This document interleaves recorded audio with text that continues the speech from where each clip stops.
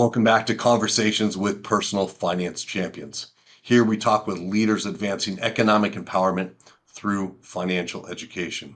Today, as usual, we have a great guest, Donna Cirillo. She's founder of Smart Money Changes Everything, a great organization that's really focused on empowering people across the country on their finances. With that said, welcome, Donna. Thank you, Vince. I really appreciate you inviting me on, giving me the opportunity to have this conversation with you. And I just wanted to thank you and the NFEC for all you do for us to make us more prepared and confident educators, like the curriculum and the monthly themes and Friday coaching calls. Everything's great. It really helps us out a lot. So thank you. You're way too kind, and what inspires me. I miss the days when I was out boots on the ground like you, teaching and educating. I miss that because I miss the feedback from participants and so forth. I love helping people like yourself doing some great things, but you've done it, right? You've built a great program, a great organization that's truly helping people. Let's take it back before this, back before it looks like 2016 when you really got involved here. What really led up to this? What got you into the space? So what led up to that was actually decades before, where, I was first a banking professional. And in banking, I discovered like gaps in people's knowledge base. So whether they were investors, people that we, served, or even in my own staff. And what happened was I became a manager in this call center. So we had investors calling us all the time. And one of our biggest clients wasn't happy with our service level. The service level was really measured on an abandon rate in a call center, which is the amount of percentage of people who hang up after a certain amount of time that you're hanging on the phone. You're on the phone all the time. It's like 10 minutes before somebody gets to you. Well, there's a standard, and I believe at the time it was, let's say, 4 minutes, that anybody who hung up after that point gets factored into this abandon rate. And it just shows that we're not really servicing, clients, optimally. So this one client, which was an investment company, the investment companies were really our clients that we serviced their products, and their investors would call us up. So one of these investment companies was so focused on service level. They put our feet to the fire. We called it our baptism by fire because they were threatening to actually pull out, not renew their contract. So all our jobs were on the line, really. And so as a manager in this investor service area, I was able to listen in on the calls, sort of to find out what the real source of the problem was, because we couldn't keep putting Band-Aid solutions on, and the Band-Aid solutions were just moving people around and putting more people on that line. But listening to these conversations between the reps and the investors, I started noticing a pattern. Actually, a few patterns. And the first one was that the investors themselves, even though they were very successful lawyers, doctors, professors, they didn't understand their investments. They would just delegate off to a broker, I want to invest. And at the end of the day, they didn't understand what the investment was. So that was holding up the calls, making them longer than they should have been. And then I noticed that my reps answering the calls, they really weren't much better. Their knowledge base wasn't much better than the investors. And I said to myself, well, there's nothing much I can do about the investors, except what we did was we started putting like more educational information in with some mailings, like especially their 1099s, for example. We wrote up an educational brochure, Understanding Your 1099. So that stopped some of the calls from coming in to begin with. So it lessened the calls. But what I could do under my own power was really training the reps. So I naively volunteered to do it myself. And I don't want to date myself, but this was probably before mainstream internet that you could pull up information and create courses. It was certainly before I found NFEC, probably the early 90s. So That's how far back we're going. So I created this course really from old textbooks that I had. So I wasn't out of school that long. So it was quite an overwhelming experience. The uh, the reps wanted this. They were so excited about it, and they just ate it up. They took to it, and I didn't think I did it perfectly at all. I mean, it was so imperfect, so overwhelming. But despite all of that, I just, this is what I loved. I loved doing this because I was a manager. I didn't necessarily want to be a manager of people. Like, I felt that wasn't where I wanted to be, but I did want to be involved in their development. Like I wanted to teach them. So I was starting to believe that the area of training, staff training, was where I would have wound up in a career path. So we went along with the training, and as it was a success. I couldn't believe it, considering how hard it was. And so this abandon rate, the client wanted it to be close to 0%, meaning nobody after a certain amount of time was hanging up on these calls. And when we started getting the metrics in after this training program, it actually hit 0%. Oh, wow. So it was my first big success in technically financial education. And I loved it. I just wanted to do it. And I didn't do it right away. I got involved in other jobs. And years later at another job, I was listening to a conversation with some younger coworkers. And they were talking about how they wished they had a financial education in school, how they could use it now. They were probably in their 30s at the time, and how now life was running them over because they needed to know how to manage their money, and they didn't have it. So of course, I got very interested in that conversation, and it sparked, this desire again in me. And I said, this is what I really want to do. I found NFEC sort of by accident on Facebook. My high school, you follow your high school, on Facebook, and they post all the time. And they had this one post where they were advertising for a financial literacy camp during the summer for high school students. And it was being run by a former classmate of mine. Saw his name, and after his name were these initials, CFEI. So I Googled it, and it led me right to NFEC, and now the rest is history. The rest is history. It's I'd like to hear the story. I looked back on our emails before. I saw emails between us going back to 2019. I know you were a part before, but I'm glad to communicate with you then. I've seen tremendous growth, but I never knew the story, what led you here. So this was interesting to me.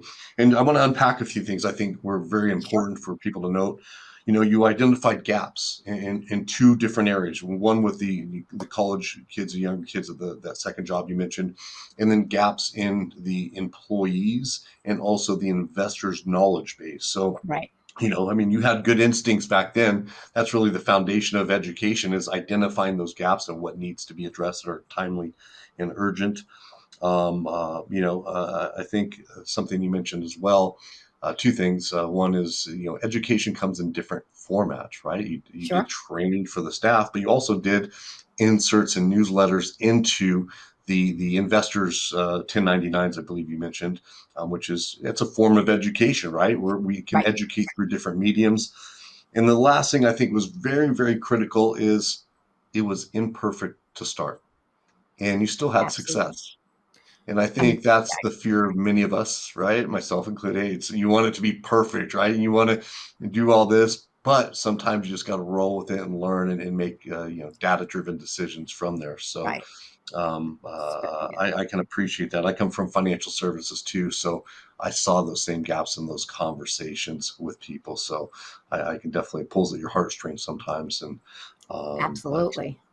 Yes. Yeah, very, very interesting story. And so you got involved in financial education. I mean, what was kind of the beginning of it? I know you got your certification, but maybe what were some of the first few programs you did?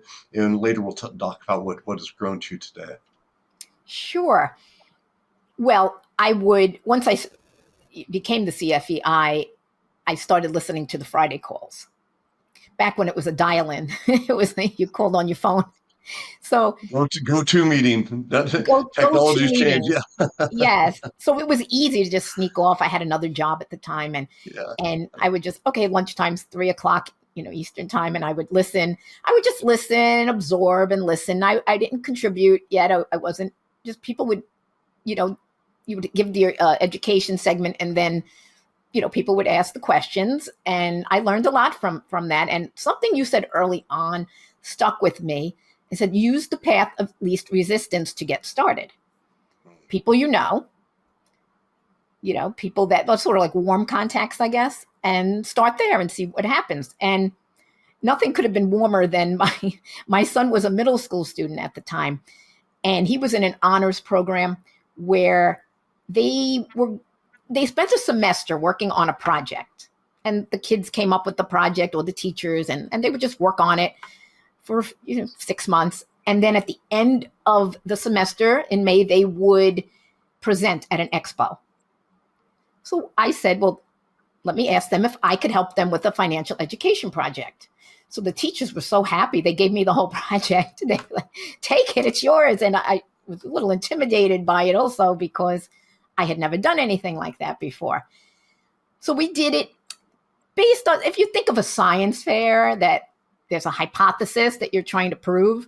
So we came up with the question. The hypothesis was, can you become a millionaire without really trying? And we went through all these experiments and different examples of how people can become a millionaire through compounding interest in time. And they presented it. And, the evaluators came and said, oh, we need more of this. We need more. It's like, everybody just gets drawn to the subject matter. Because if somebody did a science experiment, some people would be interested, or, other people did, like, somebody built a roller coaster. Not everybody's interested in physics, but everybody's interested in financial literacy matters. So everybody came, we don't know anything about this. So the evaluators were coming by and admitting they don't know anything about it. So they listened in, and the kids presented perfectly. I mean, they did so well. They got such great evaluation grades on it. I was very proud of them. That's awesome, and that's interesting too. Again, your instincts led you to creating more interactive, starting with an essential question, really not a formalized, say, curriculum. Right. It was building a project-based learning where I think you get really deep in that knowledge. And for middle school, that's really amazing. I'd love to. It was a Uh, really, really good project for middle school, I have to say. yeah, yeah, and the other great point you made is, yeah, most people are excited by the subject, right? Some people are into science, some people are in math, some people are in English, but you're talking about money in a way that you're not talking financial responsibility. You're talking to them about gaining independence, becoming a millionaire, whatever the case may be. And there's some excitement generated there. So I think just your overall brand and how you pitched that was excellent as well. And I know from there you've really been able to serve diverse audiences. Maybe it started at middle school, but I know you've served adults, you serve young ladies, college-bound young ladies. You serve people aging out of the foster care system. You're serving Yes. adults now in the library system. Maybe if you can share with us kind of the variety of different people you served, and the challenges of maybe preparing for each of those. Because if you're just serving one age group, it's like you can get that dialed in pretty quickly, and through repetition you can really build those skills for that one age group. But when you're Right. doing all these different age groups, all these different socioeconomic factors, it can get challenging. So maybe two-part question. Uh, Overview of the different groups you served, and how you're preparing maybe for these groups when you are teaching them. Sure. I think the key is, our framework of the NFEC's framework that they teach us, which is discovery, define, and design.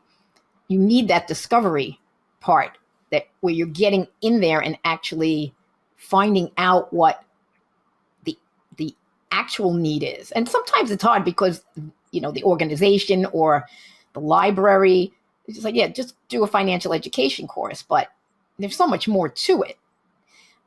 I'll just use the example of the library that I'm doing now, and I'm doing all of these for teenagers. And so the librarian's like, yes, I want a financial literacy course. I want to do this over the summer. part of our Adulting for Teenagers series that we're doing. And I said, okay, so what do you want me to teach? We have 4 sessions. And she goes, yeah, just financial literacy. So I'm trying to explain to her that we have a 1,900-page curriculum and we have to narrow this down. So she said, I suggested to her, how about money decisions? So any decisions that a teenager would have to make possibly in the next few years.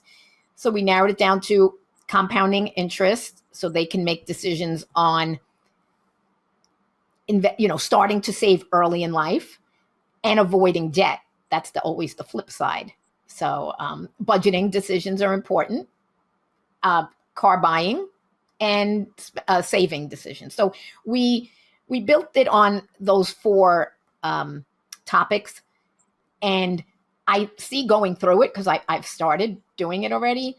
I give them a little survey at the end so that I know that I'm getting through to them. We only have an hour each time. They're a very shy group, this one group that I'm doing, that I'm teaching. And, they get it right away. They understand, oh, I never understood about interest, that you have to pay it on the credit cards. So I did notice some of their facial expressions were in shock when I was going over some of the figures. And then, they wrote on there, I am shocked how much interest putting, let's say, I used a scenario of somebody going on vacation and they didn't have the money and they didn't pay it off in a year, and how much that grew to. And they were like, I am shocked how much this grew into. And I didn't know you had to pay interest on this. So if I could help a few people not get into the heartbreak of going through a spiral into credit card debt, it's so well worth it. So the key is to ask the questions up front. I think it's easier to put that scenario in if you're working with an organization, because they do usually have an outcome that they're looking for. We did for my APFI accreditation, I did a case study, and I did it with a group of, it's a divorce support group. And I had been introduced to this moderator, and her problem was that they were doing a divorce program with, like, I guess, videos and a workbook. And every time they met, maybe every 2 weeks, they would do one topic. So one of these topics was finances. And she said to me that at the end of that session, her whole group came up to her. We need more of this. We need more of this. This is what we need. We all have to manage our finances now on our own. Can we get more of this? So she asked me to create a program. The discovery with that was speaking to her about problems that her participants were having. So I got a little bit from that. And then I asked her if we could do a survey. So we created the survey together. I based on what she thought they needed, handed out the survey to them, gave them back to me. And from there, I could see their financial pain points. And they were in themselves a diverse group. Of their ages were diverse, from like age 35 to 65. Their common denominator was really that they were now all divorced. And we did invite also the bereavement support group, so some of them came. They were all in the position where they were fearful. They had to start again all by themselves. They didn't know if they had to find a new housing arrangement. They didn't know how much they could spend. All those, they were really coming from a place of fear. That was the main common challenges. Then there were other challenges that maybe one person was dealing with, and then nobody else was. Like, somebody wanted to pay off their college loans. That didn't affect anybody else. And one person was close to retirement, so they wanted to talk about retirement savings.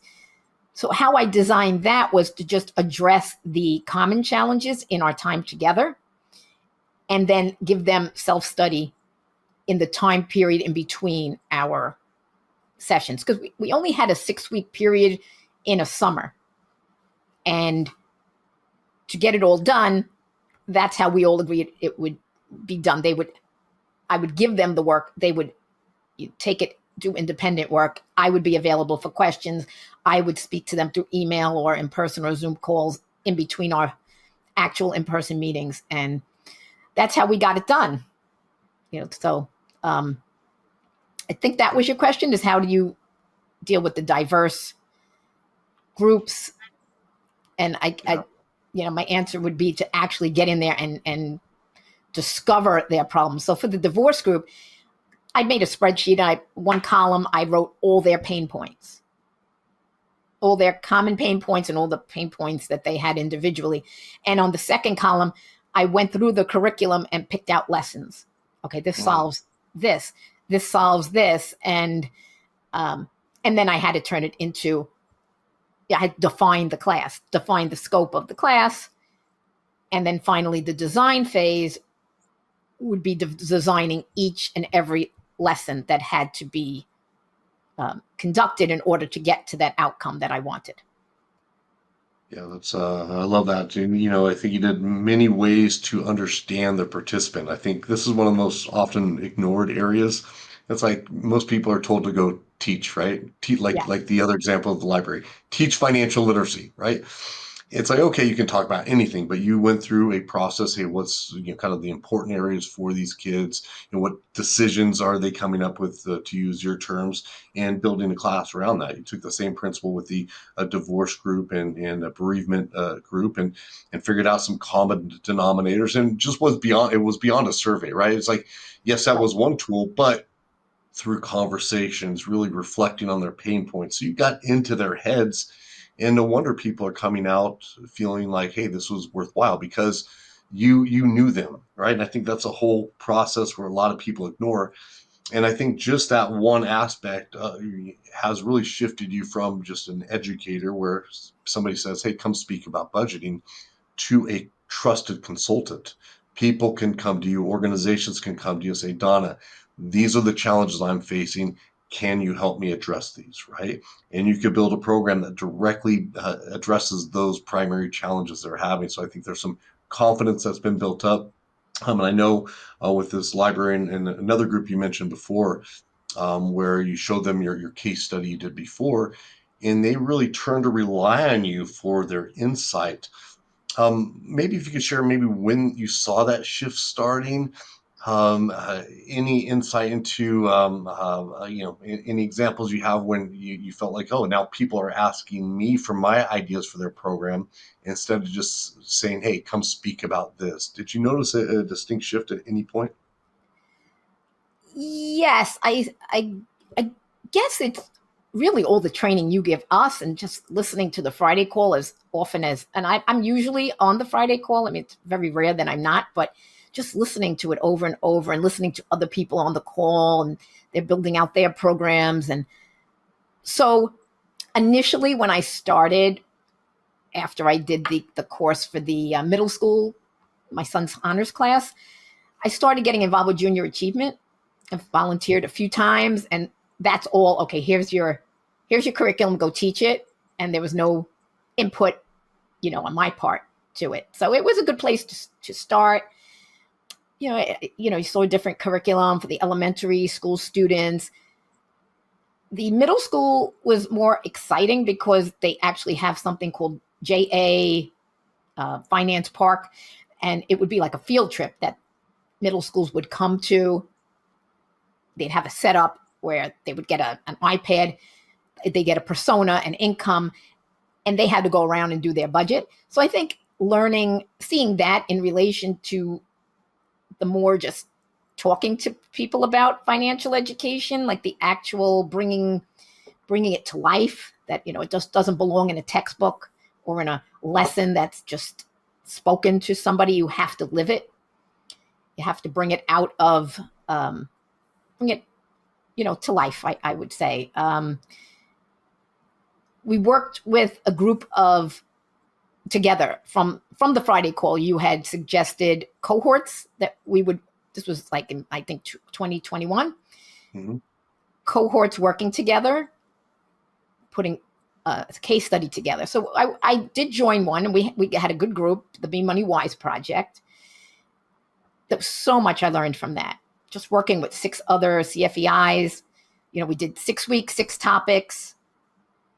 Each of us took a topic, and the rest of us supported the person who was teaching that week. We did the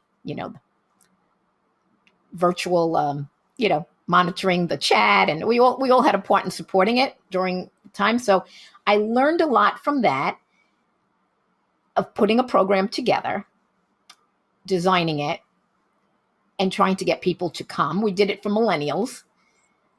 It was in the summer also, so it was a little hard to get people to come, but we did have a little group, so it was good. We had enough for a case study, but Hmm. definitely learning a lot from that. And really, it was, I think, doing the APFI and a couple of the other projects that, the foster group project that I had to do the presentation for. And then there was another group that we did all together on the Friday call. You did like a 16-week. Oh I yeah, think with it was for wives, Wise. women. Wise, Yep, yep, yep. yes. And that really helped. It showed we actually spoke to the director Hmm. on a Zoom call, and you had us ask her some questions. So that was really some from soup to nuts how you put a program together. And I think I learned the bulk of it from that. And I think that was a big turnaround for me. It snapped it. Yes, this is how I have to do it. And now I know the steps. And the spreadsheet that you put together, we went step by step.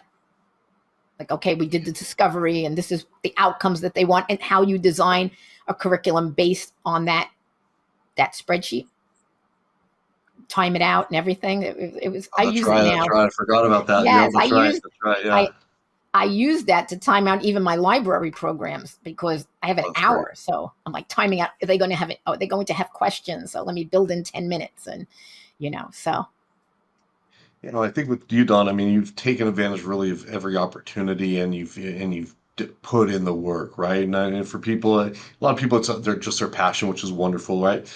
And a word of warning for people that are thinking about becoming financial educators: it's wonderful to have a passion, but it does take time, effort, energy to really make this happen and make a real impact. And Donna's been involved really in everything that we've been doing for the most part across the board, cohorts and various things. So you've put in the time and effort, but for those that think, hey, I want to just go talk in front of people, it's more than that to be a financial educator. But as you can hear right. from Donna's tone and excitement, when you get those students coming back saying, hey, I want more of this. This made a difference in my life. Or, can we have more of this training? That's kind of what we're doing it for, right? I don't want to put words in Donna's mouth, but Right. No, you're uh, 100% correct. I mean, I was recently asked to go to a middle school to do their career day.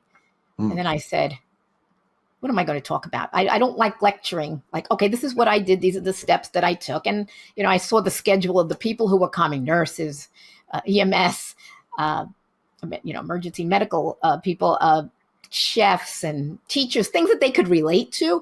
I didn't know so much that middle schoolers would say, yes, I want to be a financial educator. So I mm. turned my time with them into a career lesson, which is part of financial literacy. And then I said, why don't I just turn it into a financial literacy lesson too? So, um, in thinking about how I made the switch from being a banking officer to a financial educator, the what I realized was missing in my career as a banker was I wasn't making a difference.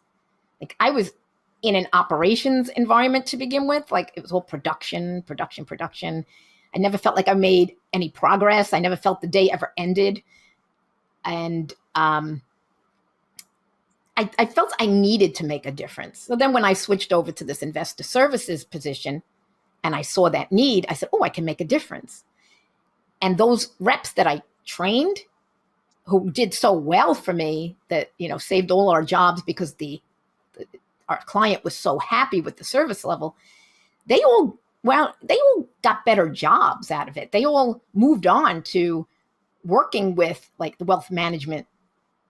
So I felt so gratified that, you know, this is why we do it. Exactly what you said. This is why we do it. Even the kids who coming out of the class last week, I was in the library, and thank you so much. And what they write on the survey, you don't. You don't think they're, you think maybe their parents are just telling them to go. And then they say, thank you, I really learned a lot. And I'm going to invest early in life. Makes all the difference. Does. Yeah, that's I think that's one of the big benefits of being a financial educator, right? Compared to some Definitely. other topics in school. I remember how I was with my sciences, my literature, and what maybe not the best student there, I but hear I you. think Wasn't I, interested in any of that. So yes, when you make the case, when you say that, I was like, yeah, exactly. I loved my business management class in high yeah, school, yeah, electives, the personal finance classes. And I was paying attention, but literature, yeah. I don't know. I think Maybe that's it's a supposed. benefit we enjoy. Not every teacher has that same. It's it's like anything. Some people won't be paying attention, but for the most part, for those thinking about, you do get a lot of interested people that are like, "Hey, why wasn't I taught this?" And I Why know was you're a big advocate for getting parental involvement, for getting schools on board teaching this. I know you're one of our members of our New York Financial Educators Council board member. yes. Thank you for all your effort there and working to advance financial education. And I guess maybe if you could just have a word to parents and schools out there, thinking about financial education, what would you say to them? I would say, mostly from what I see, it's it's never really internally generated.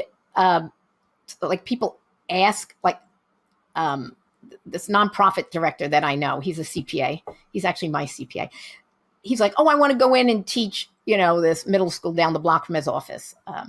You know, you have to convince them that the principal. I'm going to go convince the principal this is what we have to do. You shouldn't have to convince them. There should be maybe even an after school program. This way, the people who can do it, the kids who can do it, it's offered to them.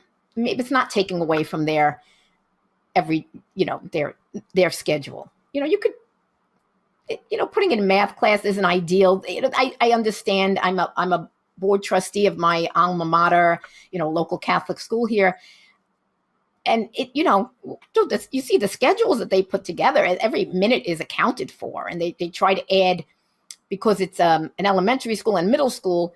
They try to give the eighth graders like advanced algebra, so that when they go into high school, that they might be able to advance to the next level without retaking algebra. Uh, and even that, it's a tough schedule. So I understand the scheduling, not being able to fit it in. But like we did with my son's class, it was in a different school. It was an honors class. It really wasn't part of the schedule. It was done at lunchtime. Hmm. So the students weren't too happy about that. They were happy to Yeah, be in yeah. this honors program, but it was taking away their lunch at least once a week. And I just think there's definitely a place for it after school. There's definitely a place for parental engagement, where they bring somebody in for a PTA meeting, and you talk to them about the importance of teaching their children, about financial education early in life, and give them tips. I could see doing that. I'm definitely going to offer that for the school that I'm the trustee for, because we all do contribute in little ways based on our own um, talents in life, and backgrounds. So I'm going to offer that to them, and possibly like a class for their middle school students. But parental engagement is interesting. And this goes to this lemonade stand weekend that I sort of start. I'll give a little background in that. Is that okay? And then a couple of summers ago, I partnered with this nonprofit um, director, and he was really passionate about, one of his missions is of his nonprofit is for financial literacy. So he said, "Oh, we should do it together." And so he said there was another party involved, and I don't remember what. I think she was trying to start like a kid, like getting like a community center for kids to come to. So we had these three interested parties: her, the party lady, the nonprofit director and me as the financial educator. So I said, if you want to make it fun, I had just received in my inbox the August advocacy themes from NFEC, and one of the themes that in August is Lemonade Stand Day, which is, I believe, August 20th. Don't quote me on that, though, but I think it's August 20th. And that we could incorporate a lesson, and, it could help the lady who was planning this community center, that she was going to run parties and events for kids, that this could be her kickoff. So they convinced this local pizzeria to give us their back room. We did the lesson. They had pizza. The kids and the parents came, which was really, really nice. We had lemonade. I gave the lesson. And that was really the end of my vision for this. I just thought they would just then have their own lemonade stands, and, and we would hear from them and they would tell us how it went. But the director of the nonprofit knew someone who was running like a neighborhood Facebook group for dads. He called him up and he said, what you do for the Christmas lights, he runs this, the lights in the neighborhood for the holidays. He makes a map so you can visit. Oh, this person's having, if anybody wanted, to go see them, we have a map. He goes, why don't you do that for this lemonade stand? We'll do it all on the same day. So this guy ran with it, and it just took on a life of its own. And this past weekend, we had the 4th annual lemonade stand weekend in my neighborhood. And I actually, every year I try to go to a few. This year I went to more than I usually go to. Talking to the parents, they are so happy that their kids are out of the house, not tied to their phones, not on video games. They're doing something that is so old-fashioned learning, experiential learning, and that do it as a family. And the community, people come and they take pictures with these kids. They put them, look, I went to all these stands, and everybody's so happy. It's a nice community event, and they look forward to it. They asked for it when the beginning of the summer. When is the lemonade stand weekend going to be? So I love it. Very, very interactive. I saw your post on LinkedIn where it had a map of all the that was the lemonade map. stands where you go Yes. to. Yeah, that's very cool. And I mean, each of these kids, for those of you out there, don't never drive by a lemonade stand without buying lemonade, please. Yes. It's just those little wins for kids. It excites them. So I love that you've really built and grown that. And just the impact, that hands-on, the learning about sales skills, even the communication skills with Yes. adults, the buying of goods, the expense considerations there, and hey, the profit, all those conversations are great to have. And They yeah, are. I think a lot of parents would agree with you. It gets the kids away from the phone, right? I The think that's always phone. the challenge. Yeah. Right. Nobody Um, understands it. We never did that when we were kids. We were always outside. But, yeah. so anything that we can do to make it come to life, as I said before. And, there's like the trend in financial education is all gamification. Yeah. So I guess there's sort of a downside to that too, as opposed to, it's good to have, but real life experiences are also very good. I agree. Yeah, you can have gamified and real tangible experiences out Tangible of it. experiences, right, that they don't get discounted in there as being old fashioned. It's, Yeah. they learned a lot. They had some sunshine and got out of the house. And I can't believe the creativity of some of these stands. Somebody had a raffle, which is very funny. I won. The raffle, Nice. and Oh, that's the cool. prize was a mug that says "Squeeze the Day" and some salt and pepper Oh, that's lemon cool. lemon shakers. So I have that proudly on my desk as a reminder to. That's awesome. Creativity is good to build these kids. So I love that. And I mean, you're doing wonderful things. I love all the progress. You've seen you've grown, which is awesome to see. And it kind of excites me, as I said at the beginning, seeing what you've been able to do and accomplish. I guess what's next for Donna? What does the future look like? What are some of the new projects you're working on here now? What's next? Well, I'm in the middle of this library. How it came about was somebody mentioned to me, knowing that I was a financial educator, why don't you do it in, why don't you do presentations in libraries? they pay you, it's not a lot, but it would, serve a good purpose. It's almost like you're getting out into the field to see different people. And so I did an outreach to a friend of mine who was a former professor at one of the state universities out in Long Island. And I said to her, "Do you have any contacts in any library?" So 1, 2, 3, somebody from her church was in this library, and that person hooked me up with the teen librarian who was looking for these adulting programs for the summer. And she called me back right away. Nobody could have been more excited than this librarian. So I was a little encouraged by all of this. So I found like a database of all the libraries in Nassau County in Long Island, and I did just a cold outreach, just you know, teen librarians. So if I'm doing a teen program, let me just stick with that. This way, it's you know one one group and pretty much the same course, and I could just keep going and modifying it as their needs are. But for the most part, it's built out. And uh, out of 50 libraries, I would say 4 got back to me, 4 or 5, and they booked several classes. So out of all of the libraries, I'm doing about 10 over the summer and fall, like early fall. That's awesome. So again, some of these librarians I didn't even speak to. They just like, yes, this is what we want, and here's the contract, sign it. I was like, you don't even know what I'm teaching, but okay, So I gave them a little outline after I signed the contract. So it just proves our point further that they want it, but they don't exactly know what they want. So sometimes you have to draw that out of them.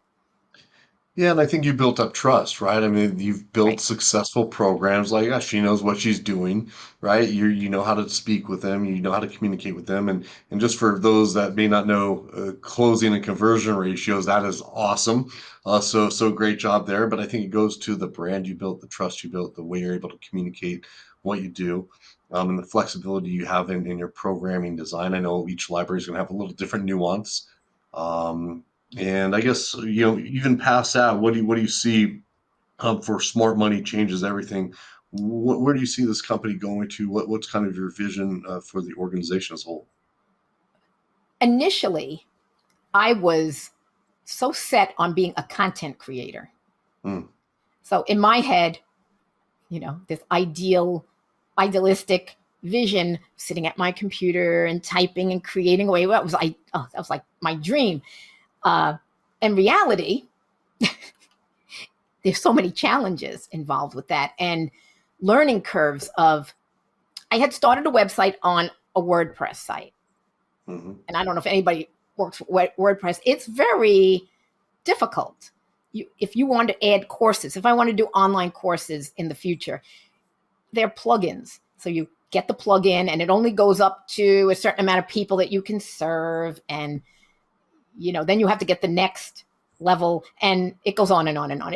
And it all has to Updates. work If you don't update it, there's security challenges. Definitely. exactly. So right. So long story short, it comes down to, if you're going this direction, you probably have to hire a pretty high priced tech person to put it all together for you. So I put that on the shelf for a long time. And then I was introduced to this one uh, all in one system that, it's not WordPress. So last summer, I converted my WordPress website to this new system. And from there, I could build these sales funnels. Like I told you about that I'm going to do, like my case study on a video, so I could build like a funnel where I can disperse it to people. I Yeah, and I can think do that I want to point that out. So, and if you don't mind other people viewing it sure. here, that may be because we'll release this podcast when this is up and online. But case study for those that aren't familiar, we've used that term a few times. Basically, proving that your program delivers an impact, test scores improvement, behavior changes, confidence levels, etc. And I think the power behind that comes through the storytelling of you hear Donna sharing the excitement of these kids growing. I think of the power of the case study comes alive through storytelling. So Donna's going to match a video with the case study, and that will be available on Smart Money Changes Everything / case. Is that correct? Yes, smartmoneychangeseverything.com backward slash case. I'll put the link in the show notes. CASE. So you just click the show notes. That'll be there and ready for It'll you. be on But the show notes. yeah, yeah. Perfect. Thank you. And what it is that now I can build everything out of this one system. And I looking forward to even put community out there. And I could serve more people that way. It's not something that's going to happen tomorrow, but I just feel like I got over the learning curve of the tech. And that was a big focus of my efforts last summer. Mm-hmm. Into now I'm still learning, and I'm going to proceed with that. And, I have a mentor who helps me. So he suggested that I actually I told him I had a 43-page case study on this divorce group, Mm-hmm. and that I was using it to pitch other organizations. And he said, I don't think anybody's going to read a 43-page case study. What is more, I guess, trending is video, like what you're doing here. It's video that people look for now. And why don't you do like a 15-minute case study video? Just do the highlights, tell the stories of the people you helped. So I'm going to do that, and I hope it helps people. And I hope organizations, before they contact me or any other CFEI, that they could listen to it and say, oh, wow, this outcome, I need this outcome for my people I serve. And, this might be the solution. So. Yeah, and I think it shows, hey, you not only generate outcomes, but you listen to the needs of the organization and craft it and are able to. It's not like a normal pitch. Most people in space will go into an organization. Here's why financial literacy is important. Here's the problems it causes. You're going and saying, hey, this is what we did for A, B, and C nonprofit. This is where they were at. This is the challenges they faced. This is where they're at after. Storytelling, I think, works really well in the sales process. So I'm looking forward to viewing that. I think everybody here will get some value of that Yes, too. I hope And it. Yeah. yeah, and with that said, Donna, please let them know where they can find you. I know you have a great newsletter on LinkedIn that comes out monthly. So follow Donna on LinkedIn, but maybe share where they can follow you and where they can get more information as well. Sure. I on my LinkedIn, I'm not just Donna Cirillo. It's Donna Maiano Cirillo, Miano, and then Cirillo, Cirillo. And that'll be in the show notes, right? Yes. Okay. And my website is smartmoneychangeseverything.com. I do have Smart Money Changes Everything on Facebook and Instagram. Great. And then, of course, my case study that I said before will be smartmoneychangeseverything.com /case, CASE. Perfect. And one final tip, anything for those people that are thinking about getting a financial education, maybe just starting. I know you're really in that seasoned space now. You've grown to that, but if you can go back to Donna, back to the 8 years ago, what would you tell her, and what would you share with other people maybe thinking about starting here today? Definitely take advantage of everything NFEC has to offer. Friday calls is like getting a degree in like a master's degree in financial education and how to execute. Okay. And then also in your resources, the turnkey package has all of the resources that you need. Also, I found the collaboration with the other CFEIs to be very, very valuable to me. And I want to do more of that in the future. Every now and then I do work with one or two here and there. And, we pitch an organization, and it's their strengths and your weaknesses and your strengths and their weaknesses. You balance out and you develop a nice team. And learn from each other, share resources, um, and evolve over time. What I taught the career uh, lesson that I actually taught those middle schoolers was really 3 points. And one was that your career is not ever going to be a straight line. You have to evolve, and you will evolve by the second point, which was to recognize needs and problems in different groups, and that you set out to solve those problems, like I did with, when I worked at the bank. That you'll always be successful if you can find a need and solve it or fill a gap. And I think now I try to do that. We look at organizations. Oh, they need financial education because if they have a gap, let's say it's somebody from, recovering from addiction. Well, if they don't send them out with some financial education, are they going to fall right back in? It's a gap. And different organizations, you look at, okay, well, financial education fits in very well here. It's just a shame we have to try to convince them so much. They should know this. They should want it. But for now, it's part of our job to find these needs and to provide solutions.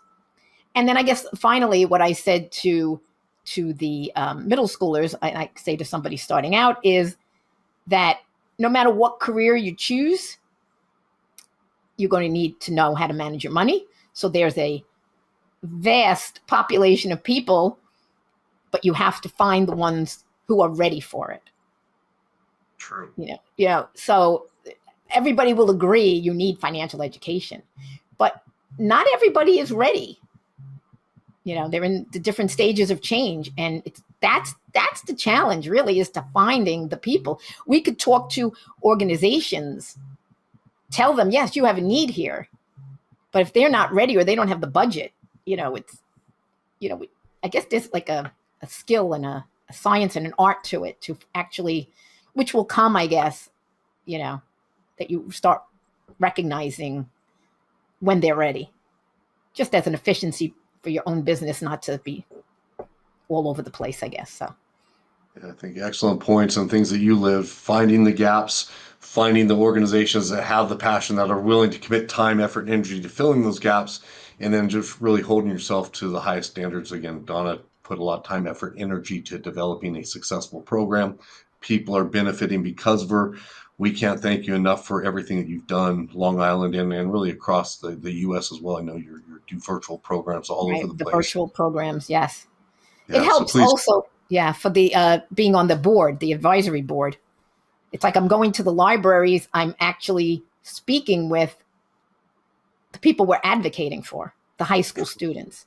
So I'm looking at it as a project in that also. So being on the advisory board is very gratifying. Thank you for having me on that. It's an honor to have you on board on that. And again, you're a shining star in the space. Thank you for Thank sharing you. your journey with us. You left everybody with a lot of information. So thank you. Again, all Donna's contact information will be in the show notes. Reach out to her, connect with her, and I'll see you here again soon, Donna. Thank you. Great. Thank you, Vince.